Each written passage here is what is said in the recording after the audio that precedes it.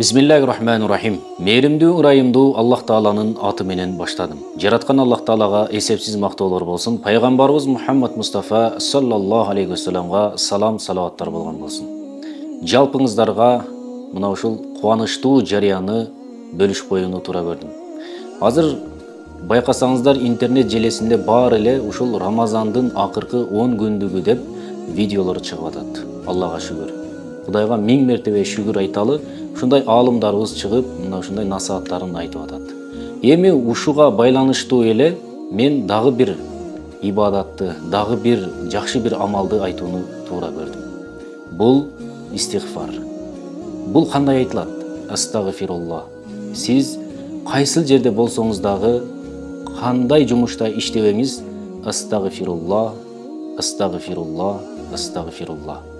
Мына ушуну айтып жүрүңүз. Көбүрөөк айтыңыз. Мүмкүн болушунча мына ушул акыркы 10 күндүктө көбүрөөк айта турган болсок, ушул айды 3кө бөлгөн сыяктуу, биринчиси мына ушул рахмат айы, экинчиси истигфар, ушул кечирим айы, акыркысы ушул тозоктон куткаруу айы. Көпчүлүгү айтат да, биздин дуабыз кабыл болбой атат, биздин ойлогон оюбуз, максатыбыз, тилегибиз ишке ашпай атат дейт. Ал эмне себептен? Күнөөнүн көптүгүнөн. Биз көз менен күнөө кылып алабыз, ой менен күнөө кылып алабыз. Ке койчу, мына ушул дене, кол, бут баары менен күнөө кылып алабыз. Ошол күнөөлөрдөн арылуу максатында дайыма мына ушул астагфируллах, астагфируллах, астагфируллах көбүрөөк айтыңыз. Сиз койчумансыз, мал кайтарасыз. Астагфируллах, астагфируллах. Сиз офисте иштейсиз. Астагфируллах. Ке койчу, сиздин депутатсыз. Астагфируллах.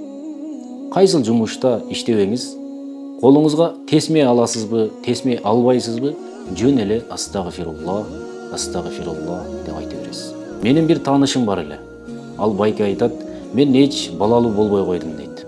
Анан бир устаз келип, балким бул балалуу болбогонуңдун себеби мына ушул күнөөнү көп кыласың балким. Ой менен болсун, сөз менен болсун. Ошол үчүн дайыма сен астагфируллах, астагфируллахны көп айт деп айтат. Ал ошого ыхлас кылып 10 жыл балалуу болбой жүргөн байеке өзү айтып атат. Мен дайыма кайсыл жерде болбойн, уну айдайм дейт, жумушума кирем, компьютеримде олтурам, кайсыл жерде болбосун, астагфируллах, астагфируллах аябай көп айттым дейт. Туура 6 айдан кийин мага келинчегим кабар берди, менин боюмда бар деп дейт. Менин көксөгөнүм, менин оюм көккө жетти дейт. Ушунчалык сүйүндүм, ушунчалык кубандым, азыр эч качан астагфируллахны таштабайм дейт. Көрдүңүздөрбү? Бул пайгамбарыбыз саллаллаху алейхи вассалам өзү айтат, мен күнүнө 100дөн ашуун жолу истигфар келтирем. Эми биз ким болуп калдык? Жөнөкөй инсанбыз.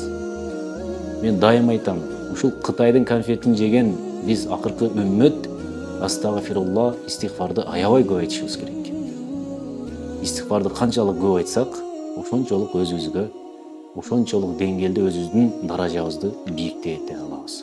Сөзүңүз өтүмдүү болбой атабы, истигфарды көбүрөөк айтыңыз. Кайсыл жерде болсо дагы, мына ошол истигфарды канчалык көп айтсак, өзүбүздүн ден соолугубузга, өзүбүздүн руханий байлыгыбызга балким бизге эмне пайдасы тиет. Ассаламу алейкум ва рахматуллахи ва баракатух.